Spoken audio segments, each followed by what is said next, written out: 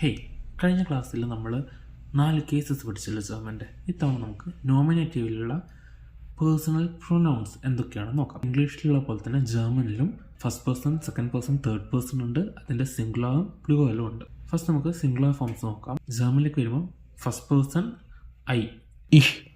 Second person you, do.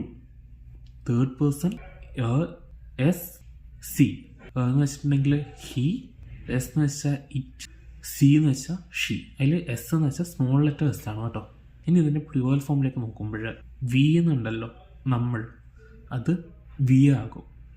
ഇനി നിങ്ങൾ എന്നുള്ളതുണ്ടല്ലോ, എന്ന് വെച്ചിട്ടുണ്ടെങ്കിൽ യു ഓൾ, നിങ്ങൾ. ഇനി അവർ എന്നുള്ളതുണ്ടല്ലോ, അത് സി ആകും, എസ് ഇ, മറ്റേ സെയിം സി തന്നെയാണ് കൂടിയാവുക.